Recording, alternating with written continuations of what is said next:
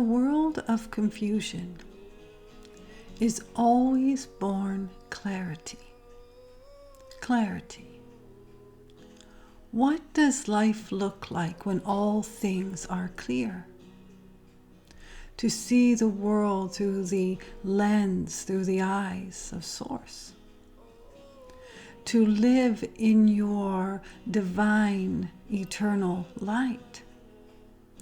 To share with Mother Earth and all upon Mother Earth. What if each soul understood of their very own magnificence and brilliance? And most would say, magnificent, brilliant. Are you kidding me? Are you kidding me? The segments are titled Higher Consciousness. In the understanding that one's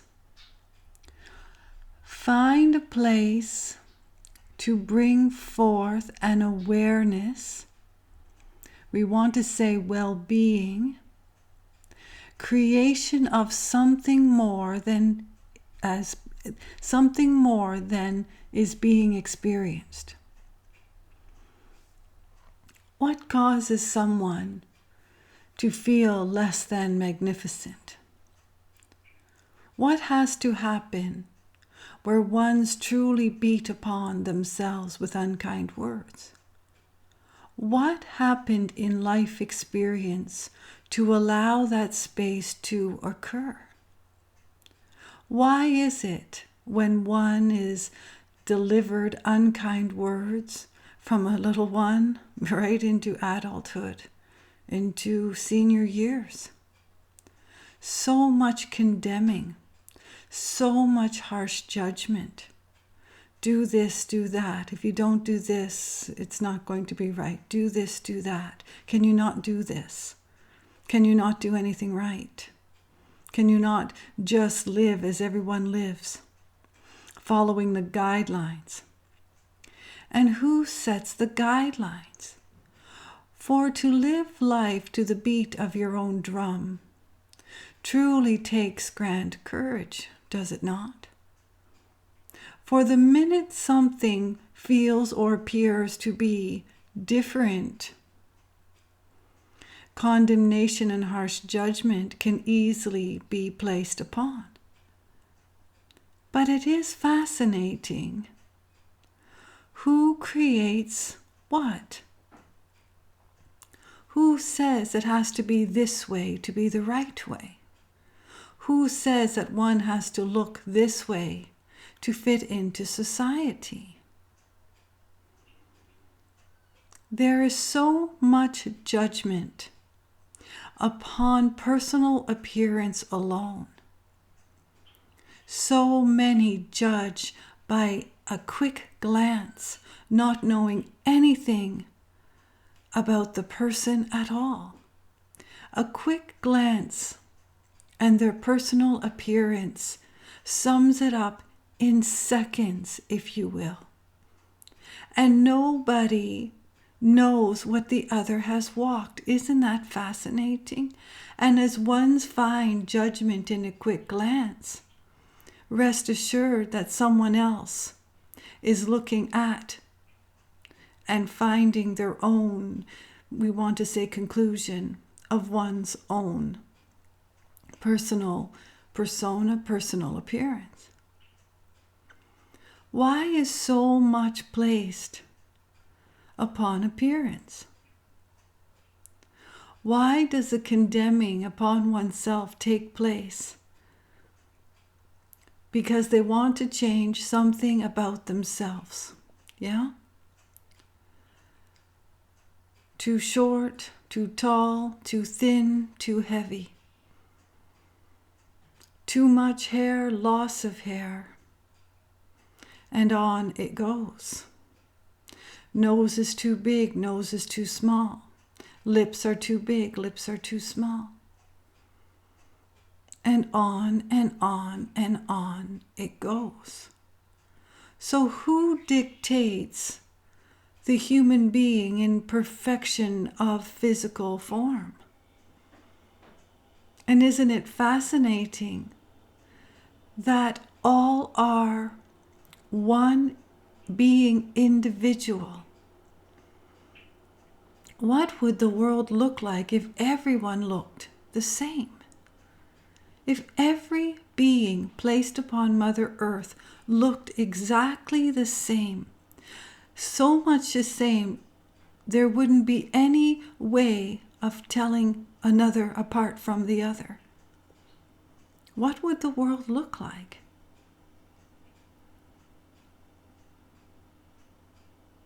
When ones can see the beauty of who they are in the perfection of creation, in the perfection of the miracle in which was brought forth to Mother Earth, a physical body to house eternal light, to walk upon Mother Earth.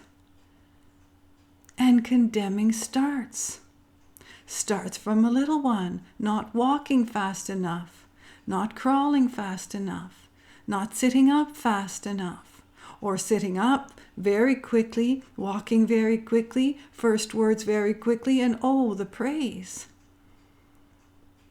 But the one that is being condemned, even in the most gentle way from the most loving parent, this holds a vibration that walks with one throughout life. So if one is growing up in a household, in a social environment, school, community, and always being reinforced, that one is very slow. Oh, you were slow to take your first steps. Oh, you were slow to speak. I thought I was going to have to hold the spoon for you until you were 2. And on it goes. You're always slow getting ready for school. Can you not get ready for school quicker? You're so slow. Why do you have to be so slow? Do you see? Everyone is waiting for you. You are so slow. This is a beautiful, well-meaning parent or sibling or loved one. And so the child is moving forth in life at a very young age, feeling they move very slowly. The child may have the most brilliant mind, and in this space of having a brilliant mind, would see the world very differently. This child would want to stop to smell the flowers. This child would be methodical in how they place on their shoes. This child would take time, knowing what is experienced when one slows down is the miracle of life. It is life itself. How many are rushing around, rushing here, rushing there, doing this, filling in their day so much, filling in every moment. They do not have time for themselves at all. Time for others, yes. Time for a career, yes. Time to raise a family, yes. Time to have a social life, if you will. Time to watch television. But so often there isn't enough time to nourish and love oneself. When one speaks about meditation, one of the greatest challenges is I don't have 15 minutes to myself. And isn't that something? That ones create a life that they do not find from within the desire to nurture oneself. And the little one that is being slow is nurturing oneself and others around them, not by being in a rush. We understand clocks tick. We understand alarms go off, buses on scheduled times. We understand class starts at such a time, finishes at such a time. The whole world is on a clock. It is understood. Movement is always on a clock. But what if each soul took the time to sit quietly with oneself and go within to understand of their own brilliance? How can one feel brilliant, caught up in such a busy world, busy places, busy thoughts, busy mind, busy heart, racing steps, racing heart? To slow down is to truly nurture oneself. And how often do ones push their physical body until they are forced to slow down? How many fall prey to their body breaking down because their body is exhausted with the hamster wheel? The body cannot keep going in those fast movement steps. The body needs rest. How many do not have a fulfilled night's sleep? How many are restless? How many do not give themselves enough hours of sleep? And how many give themselves so many hours of sleep they do not experience much in life? So back to the child that was always informed, told, scolded, that they are slow.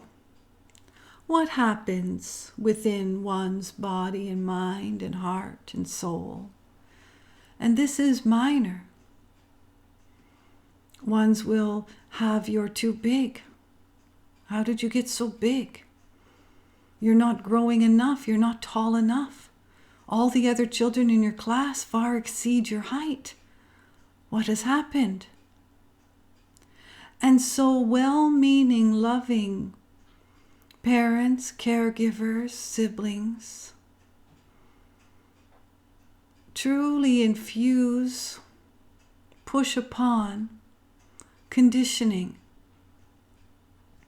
So the little one who is always told that they are slow, they become even more slow because they live up to, and it is too much to change, especially if they have come to Mother Earth wanting and desiring to feel everything.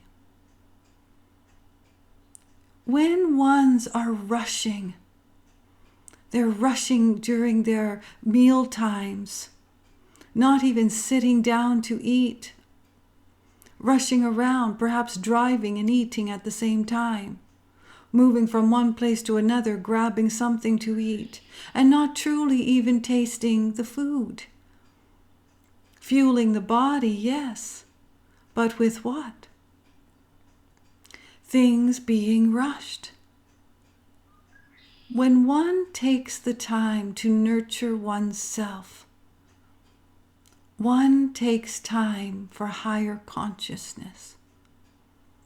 Nurturing oneself is higher consciousness. And some would challenge and say, well, this is very selfish. I cannot spend time with myself. Others need me. I have too much to do. I have children to raise, a career. I have a spouse that needs attention. I have parents that are aging. They need attention. My children need attention. And it is understood. But what if you could take even a moment of time for a deep inhale of Mother Earth? What if you could look up to the sky, even for a moment in time, to see the beauty that surrounds you. The sky holds miracles. The sky holds the expansion of light. There is always light shining forth upon Mother Earth, and there is always light shining forth upon each soul upon Mother Earth. The stars twinkle, shining, twinkling, beautiful light. The sun and the rays, the moon with the glow, the wisdom of the moon, all shining light for you. The universe, light. So when ones can take a moment to mindfully inhale Mother Earth, and to look up and to look around, whether night or day, just to look up. So many are walking, looking down, places to go, things to do, rush, rush, rush, not even taking the time to look up. Never mind, watch a cloud float by. Why is it that children get this extraordinary opportunity? Children can lay out in the green grass and watch a cloud float by. Most adults would not have patience. Most adults perhaps would take some time and mind racing so much of all the things they need to do. They're not watching anything but their own thoughts anyway. So the child that is always told that they are slow holds those words because it is now a belief, a strong belief. When something arises like a playful race in a playground, playful, joyful, do you think this little one would even want to try? Do you think this little one would even want to be part of a team, a soccer team, a baseball team? Do you think this little one would even want to play a game of tag? Absolutely not. Too slow. Get run over by the others. No point in trying. No point in trying. I'm going to be the last one and laughed at. I'm not going to win the race. I'm not even going to bother. I'm going to sit here and watch the others playfully find joy in a game that I do not wish to participate in because I'm going to lose, or I'm going to look foolish, or I'm just going to be told that I'm slow, or perhaps laughed at. Laughed at. So it becomes, even at the age, a tender age. So from 1 to 7 years old, the conditioning that takes place. Well-meaning, loving people. And this, if held on to, and most likely would be,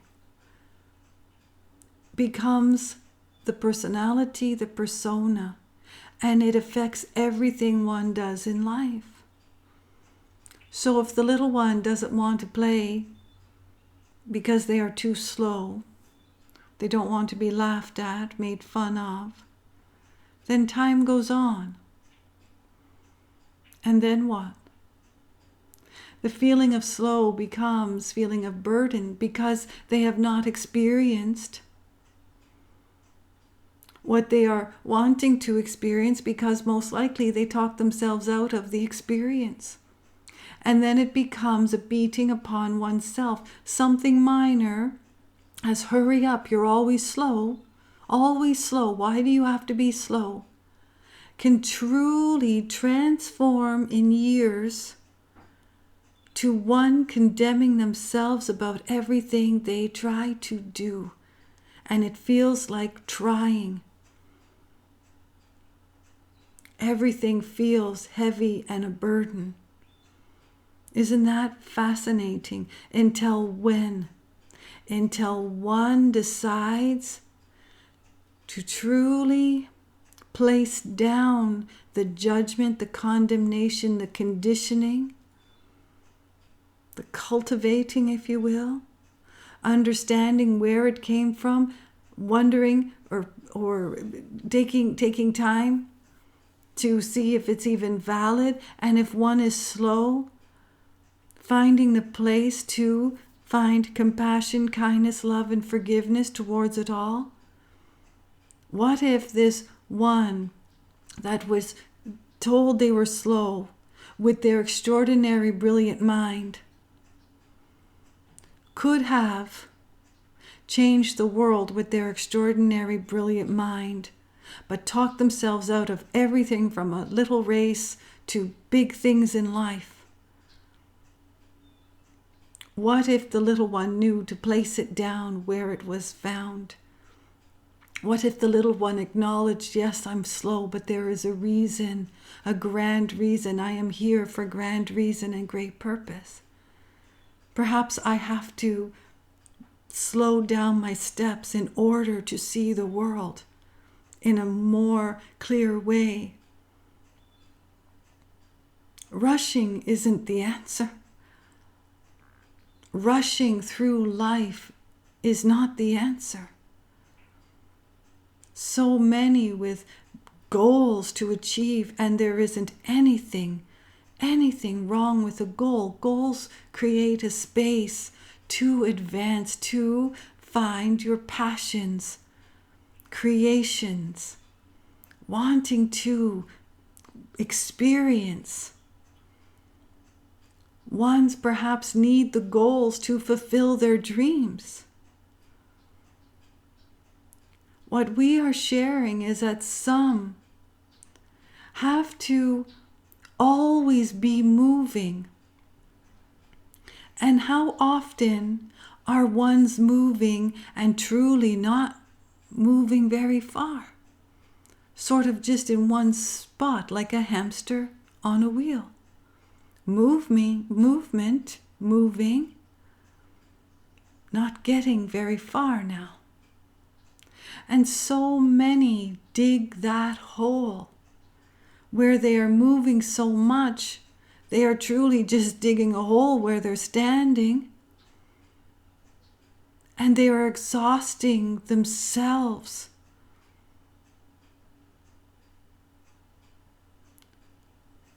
To see the world through the eyes of Source is truly to slow down.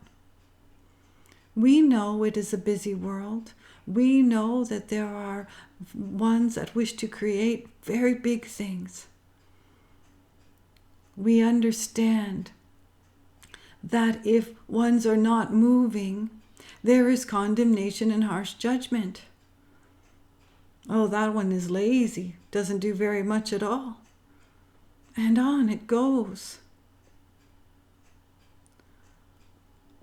What would your world look like if you were able to remove every unkind word, every unkind thought, mostly about the unkind words?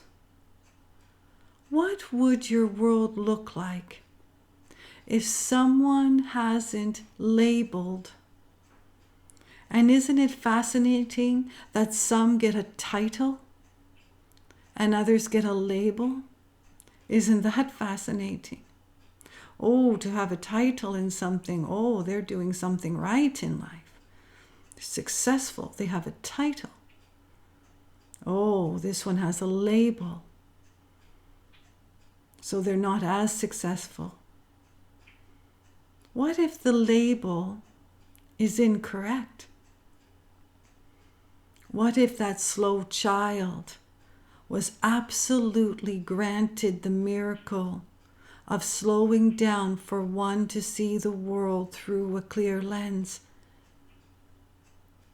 with the understanding that they have the capacity to bring so much compassion, love, kindness to the world, and totally abandoning with harsh judgment. Who would you be if you weren't holding on to unkind words, harsh judgment, and condemnation? Who would you be if you didn't place unkind words, harsh judgment, and condemnation upon others, upon yourself? We shared judgment comes with a quick glance, personal appearance, quick glance, and one is judged. And in a previous segment, we shared with you angels that walk among mankind upon Mother Earth are often disguised. So the one that you are judging, or even more profound, if you are judging yourself, what if you were the angel placed upon Mother Earth? What if the one you are judging is an angel placed upon Mother Earth? What if? What if that little one that was condemned that they were slow is an angel to change the vibration upon the planet? Now, ones will challenge and say, well, if that one is an angel, they would know better. Truly, in conditioning? Wouldn't one with a logical mind know better? Wouldn't everyone on the planet know better not to accept unkind words? Would that not just be logical? So what if? What if you are the angel placed upon Mother Earth, and all the conditioning and all the teaching, the dogma? What if you lost your way? If you are seeking higher consciousness, you are truly seeking the angel within. We shared that higher consciousness is knowing that all is one. One with the stars, one with the moon, one with the vast eternity. One with the flower, one with thy neighbor, one with every creature that walks upon Mother Earth, from insect to the oceans, animals. One with every creation that is and was created. What if the search for higher consciousness is being brought forth in your world now because you are ready, desiring and wanting to let go of the past judgment, condemnation, because you are ready to ease into the greatness of who you truly are, the greatness that you are underneath life experiences. Your inner light is always as bright and brilliant as the day you arrived upon Mother Earth. It gets buried. It never goes away. It is who you truly are. What if your whole journey was to set you up for the grandest journey of expansion in the knowing to let it go and to find the greatest amounts of compassion, love, kindness, forgiveness towards oneself and towards others. What if you understood of your magnificence this very moment in time? Who would you be? And we will share. You would be your divine self. Really, really, really good. There is great love for you.